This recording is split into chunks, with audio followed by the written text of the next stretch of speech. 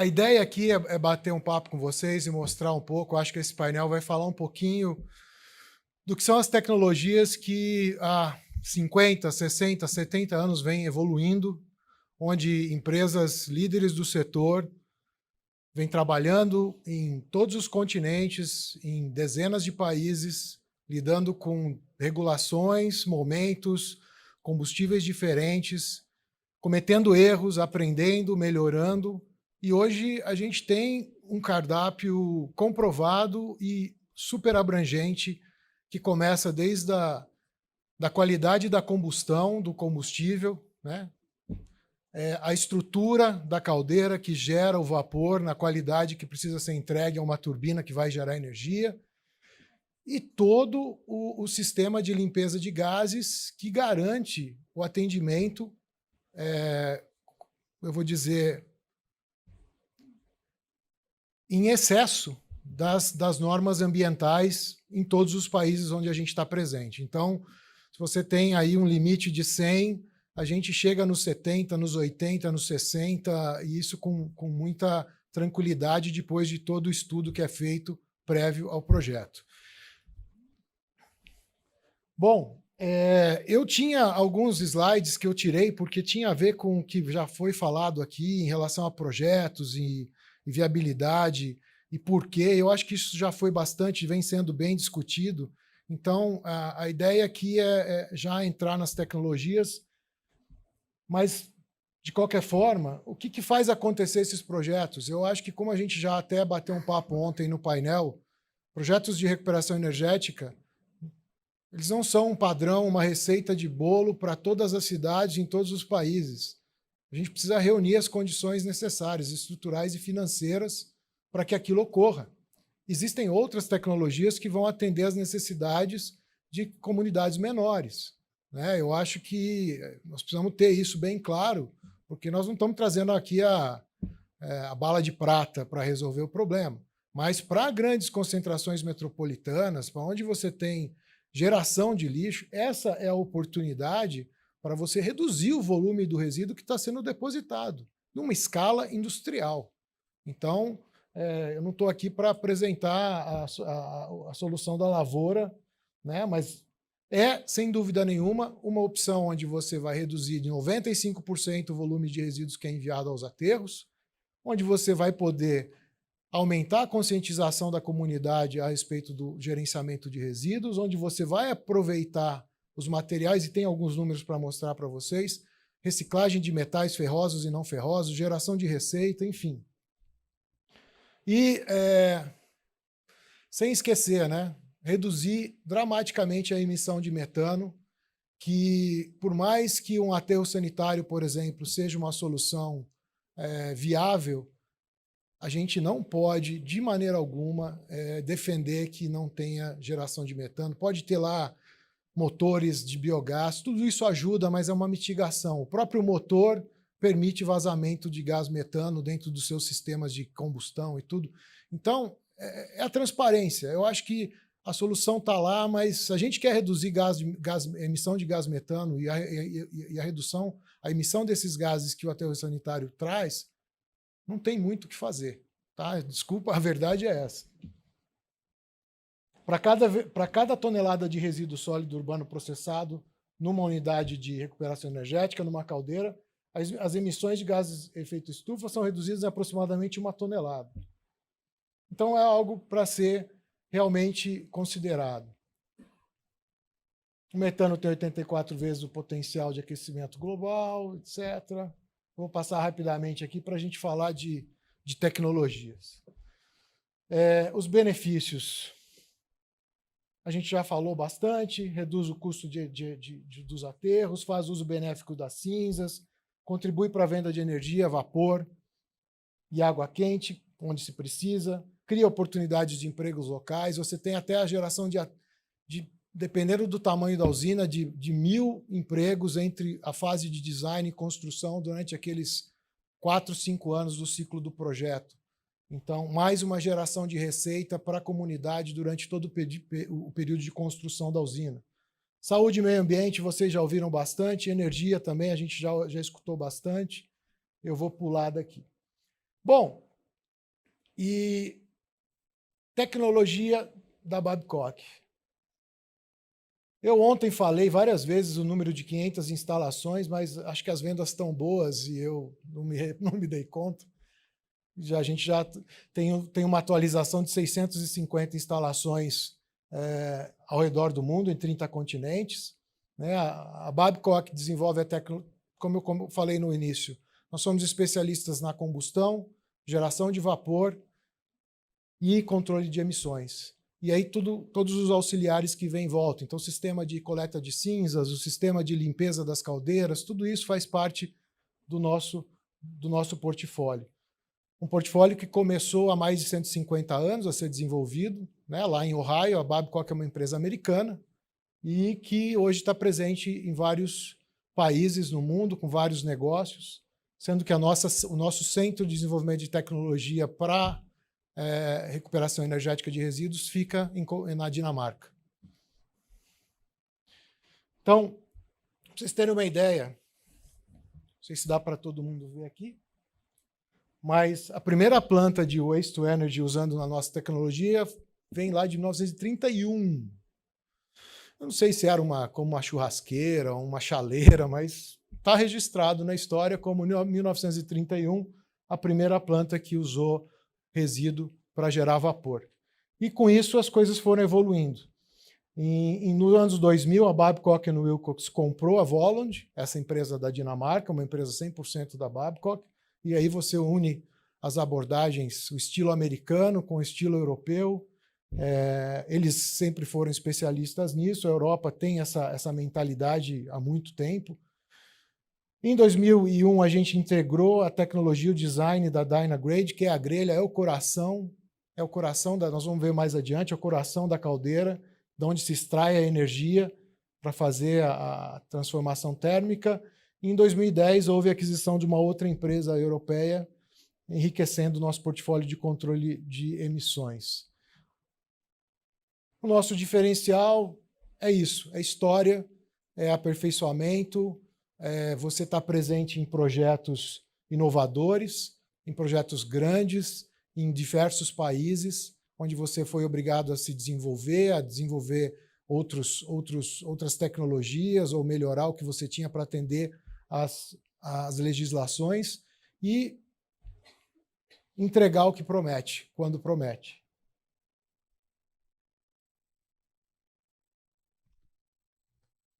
Bom, isso é um esboço da nossa presença dentro de uma unidade.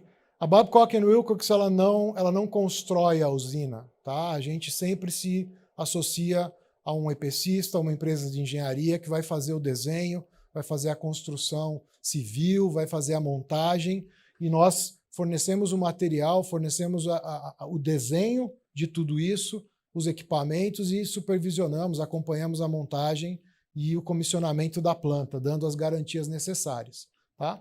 Mas desde o recebimento ali, o recebimento da... Acho que voltou. Desde o recebimento do combustível, a entrada na alimentação da caldeira, todo o ciclo térmico ali dentro, até a saída na chaminé, nós participamos, fornecemos os sistemas de resfriamento seco ou a água, né? As torres de resfriamento também fazem parte do nosso portfólio para que a caldeira siga funcionando.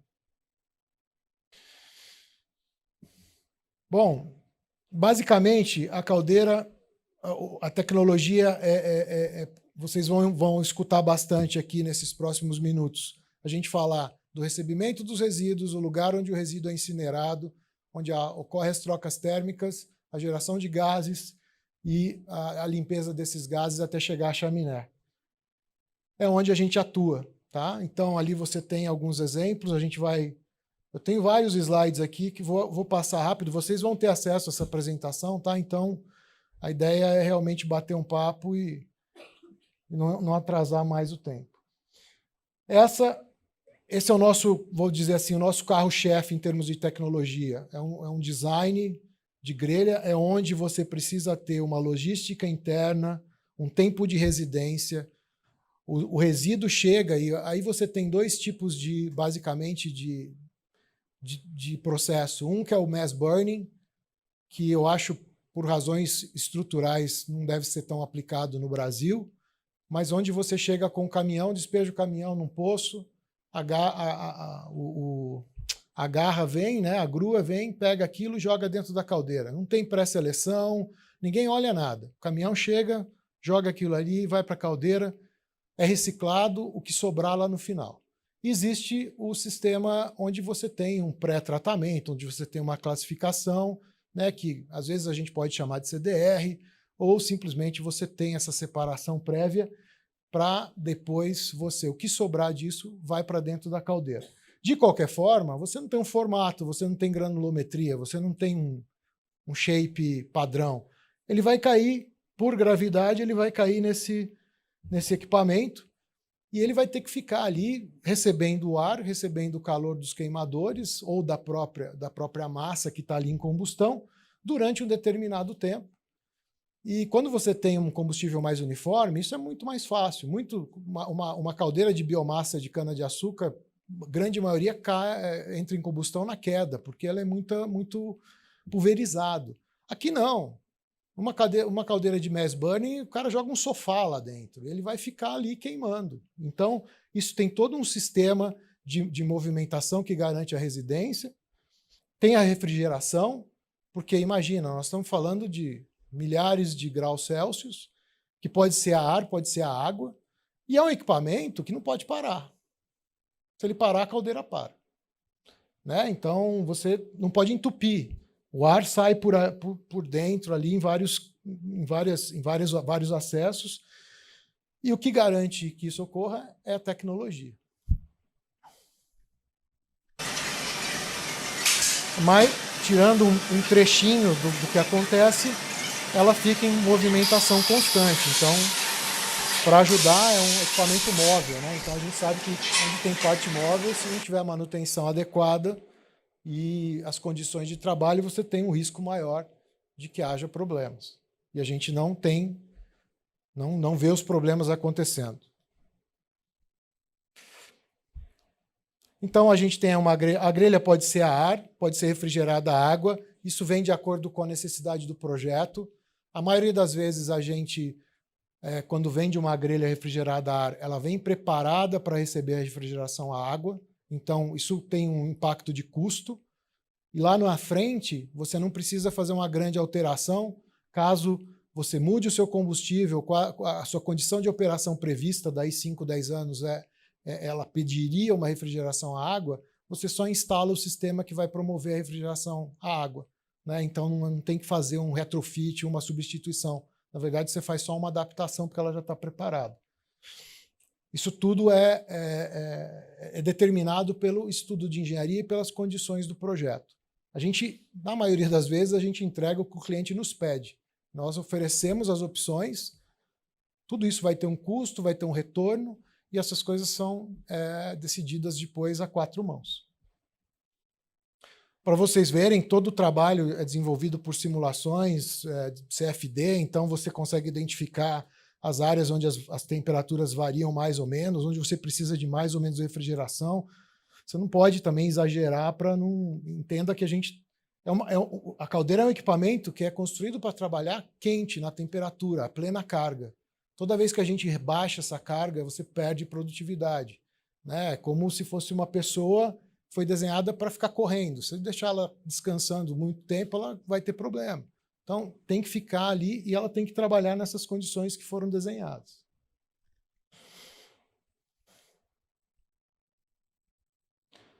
Há um monitoramento frequente do que acontece dentro da zona de combustão, né? com câmeras, com termopares, com sistemas que orientam todo o sistema de insuflação, a atuação ou não dos queimadores, tudo isso está sendo monitorado. Então, vocês ouviram muito falar aqui, isso é uma tecnologia cara, uma caldeira. Não. Ele tem seu custo, ele tem seu valor, porque isso determina a durabilidade e eficiência do processo. Né? Então, não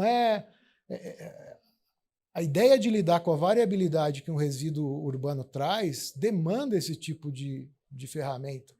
Senão você vai ter uma caldeira que vai trabalhar um mês, algumas semanas, e vai virar uma fábrica de pedra. Vai formar pedra lá dentro, você vai ter que parar, usar dinamite. Ninguém quer isso. Então, efetivamente, alguns... eu gosto de comparar com carro, né? Porque todo mundo é muito brasileiro, adora, sabe, entende de carro. Você tem um carro que é pé de boi e que ele anda, te leva de um lugar para o outro. Vai ser confortável? Não vai. É isso que você precisa? É. Então, a gente tira várias coisas. Ah, você precisa de um carro completo, confortável, que ande, com todos os... A gente tem também. Vai ter um custo. Isso tudo é discutido. Uma opção, né, o tipo de grelha varia. Essa é uma outra grelha, é uma grelha que a gente tem. E eu queria chamar a atenção para vocês, essa fotografia está bacana. Esse é o ambiente da fornalha. Então aqui, ali você tem as paredes d'água, todas protegidas com inconel. É uma liga metálica, ali na frente a gente vai ver o detalhe.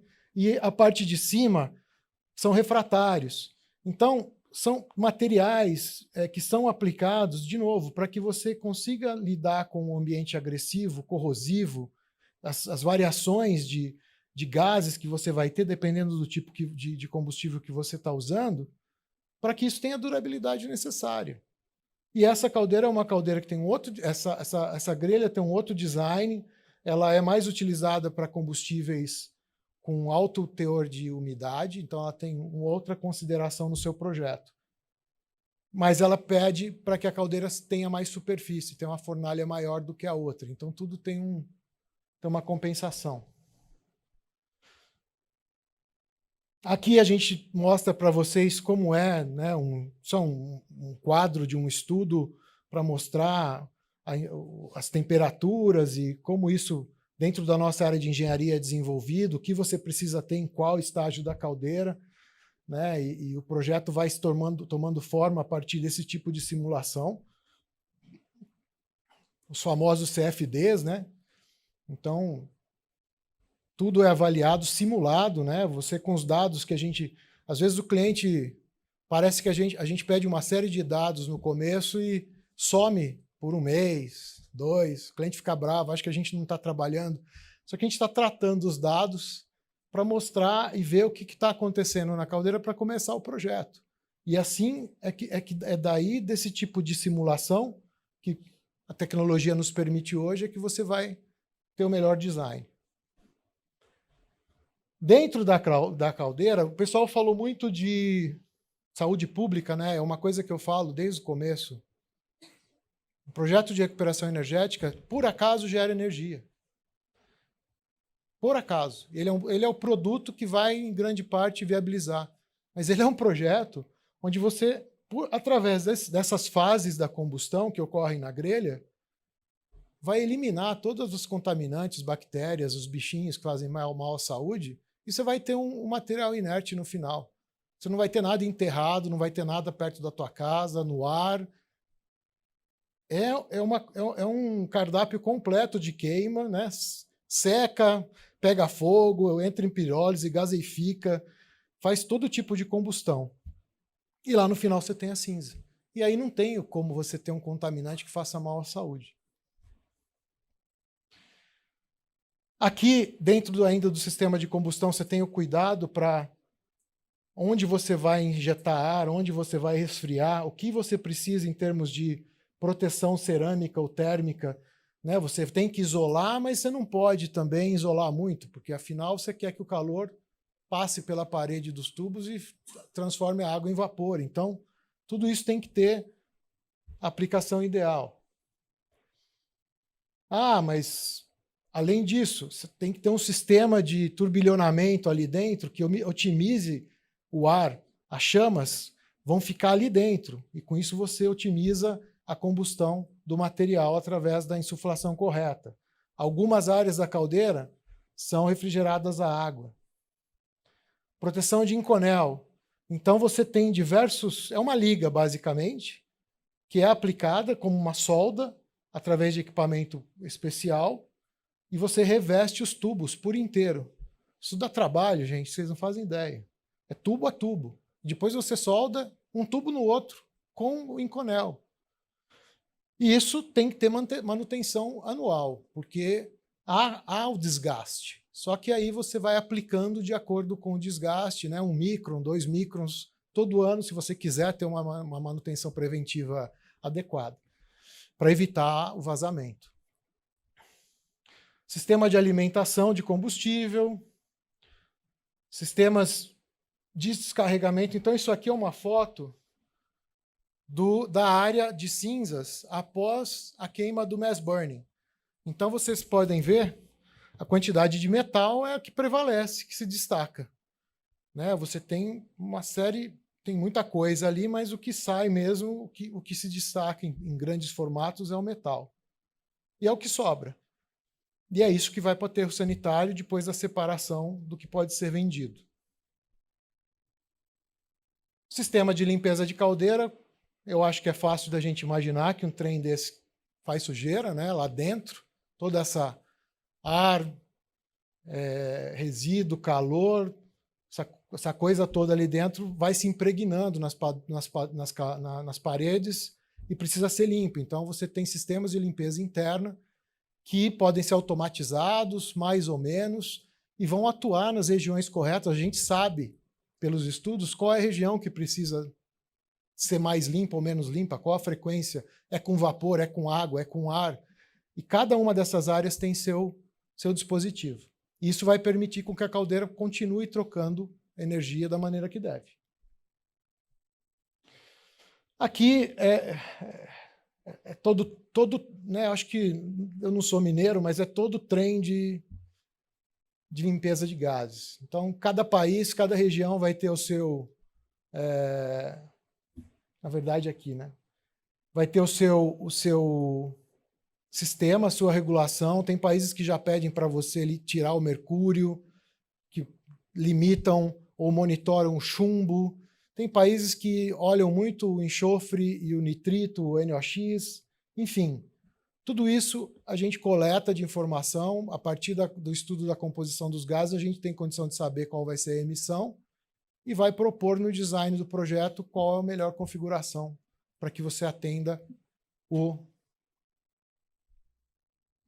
a tecnologia local, a legislação local. Como uma parte acessória muito importante, nós também, desde 2015, somos proprietários de uma empresa que teve sua origem na Itália, que tem design e fornece tecnologias de torres de resfriamento. Tanto resfriamento à água. Então, muitas daquelas estruturas que às vezes vocês veem chegando perto de uma planta industrial grande ou de uma termoelétrica, que você vê aquele monte de, não a chaminé, mas vê aquela fumaça branca saindo, que na verdade é vapor d'água, aquilo é uma torre de resfriamento à água, né, que ela recircula, resfria e devolve para o sistema a água sendo utilizada na caldeira. Hoje há uma tendência dos novos projetos a considerarem a tecnologia sem água, que na verdade usa ventiladores gigantescos, porque há uma incerteza, né? Como a gente está falando de projetos que estão aqui para durar de 20, 30 anos, se vai ter água e quanto essa água vai custar daqui a 10 anos naquele local. Então, há uma consideração, existem os seus prós e contras, né? É necessário ter uma área grande para fazer um sistema sem água, você aumenta o consumo da planta por causa dos ventiladores que são utilizados, mas isso tudo é estudo econômico, é entender o que você vai ter, porque dependendo de onde você vai colocar essa planta, hoje não tem água disponível e tem lixo. E aí, o que você vai fazer? Né? Então, é uma decisão gerencial a partir das opções dadas e das condições onde você vai ter o projeto. A gente já, hoje, a gente tem mais de 54 instalações em todo o mundo, utilizando o nosso portfólio só em Waste to Energy. E existem sistemas híbridos, tá? Que se pode ter um pouquinho dos dois. Depois que a gente vende, a gente proporciona toda a assistência técnica, fornecimento de partes, enfim, o normal de como deve ser, o relacionamento continua durante todo o tempo que o cliente achar que deve. Nós estaremos à disposição. A Babcock também fornece e tem experiência em operação e manutenção das plantas. Na planta de Palm Beach, a gente teve um contrato que durou de 89 até 2018, e hoje a gente opera 2 plantas no Reino Unido, Então, basicamente, você recebe um valor conectado a um, como é que fala? Indicadores, né? E você recebe um valor e você vai operar vai entregar aquilo que você acordou com o dono da planta em termos de eficiência. E você vai operar a planta e a responsabilidade é tua, para melhor e para pior. Então você precisa realmente ter uma diligência e o cara não tem a preocupação, porque se eu falhar e a planta parar fora do previsto, a responsabilidade e o risco financeiro é meu. Então isso tudo tem os seus valores a serem considerados e a gente vem fazendo isso há algum tempo. É isso que eu queria. Então, de 2005 a 2021, nós instalamos essas plantas na Europa apenas. Hoje são quase 12 mil toneladas por dia na Europa, muito na área da Escandinávia, muito na área do Reino Unido. A Hitachi é fominha, ela vai para o outro lado, pega tudo, entendeu? E a gente acaba aí com isso tendo uma presença bastante interessante nesses países que trabalham com essa mentalidade de fazer a recuperação energética dos resíduos. Aqui, rapidamente, alguns exemplos. Então, esse é o nosso cartão postal hoje, pela característica da arquitetônica dela, que está localizada basicamente no centro de Copenhague e que foi concebida para ser um centro de lazer, além de ser uma unidade de processamento de resíduos. Então, é como se fosse um parque, né, onde ali dentro tem 2 caldeiras da Babcock que processam 35 toneladas por hora, por linha, então são 70 toneladas por hora as 2 caldeiras. Isso é uma pista de... Ali atrás tem uma trilha, né, como dá para ver, as pessoas fazem essa escalada. Quando tem neve, eles descem esquiando, vão até lá embaixo. Aqui do lado tem uma parede de escalada, então virou um aparelho de lazer. E ela é toda enclausurada, né? Então hoje você tem condições climáticas. No Brasil a gente precisa disso, eu acho que ainda está longe desse momento. Mas é bom saber que dá para fazer. Com algum dinheiro e boa vontade, a gente chega lá. Aqui é uma planta no norte da Suécia, então para vocês entenderem que se opera esse tipo de instrumento, de equipamento em condições extremas de temperatura, é praticamente um clima subártico. Aqui é uma planta na Escócia. São 19 toneladas hora por linha, são 2 linhas. Essa é uma outra no Reino Unido, um pouco maior, 35 toneladas por hora. Essa é em Singapura, mas ela é um conceito de licença, por isso que está esse desenho genérico aí, a gente não tem muita a fotografia dela aqui, foi feita com outras empresas, com a tecnologia Babcock.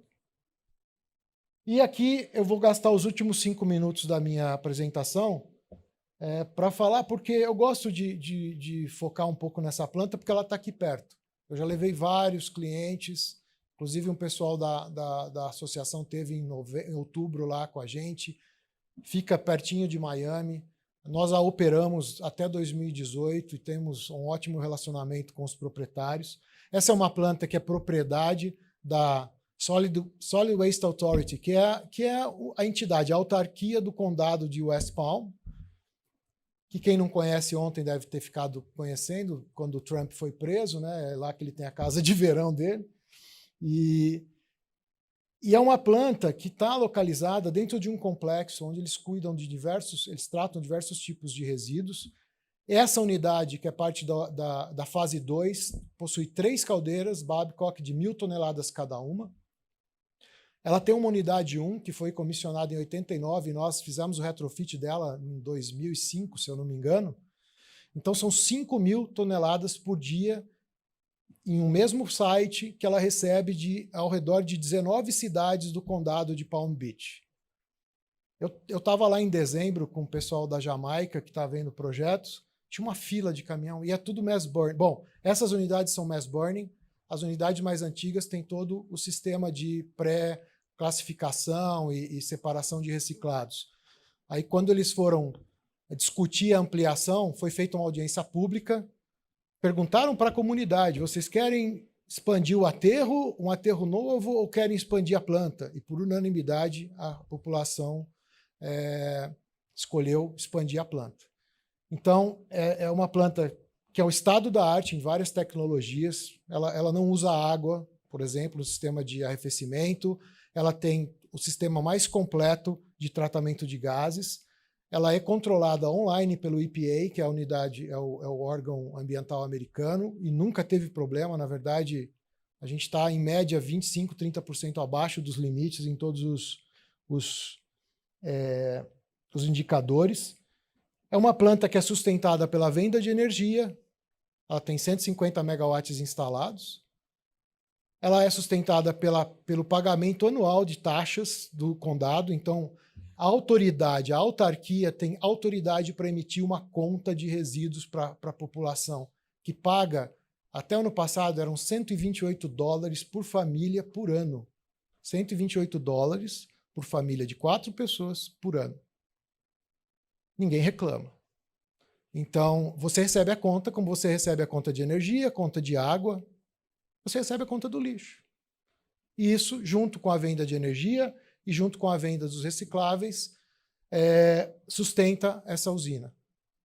Que não é uma usina, como ela é propriedade da prefeitura, vamos chamar assim, ela não visa lucro, né? Então, existe aí um modelo econômico a ser olhado com esse detalhe. Mas, assim, ela foi viabilizada. Eu não vou ler tudo isso aqui, mas, basicamente, são 33 mil toneladas de metal recuperadas anualmente. Foram 1.000 empregos gerados na época de construção. Gera eletricidade para mais de 40 mil residências. Hoje ela é operada por 70 trabalhadores altamente qualificados. É uma planta muito automatizada. Você tem um operador por turno operando as gruas. E elas podem ser programadas para operarem sozinhas, e o cara pode supervisionar isso de longe, se é o fato. Na verdade, eles não confiam muito nisso, mas existe a tecnologia.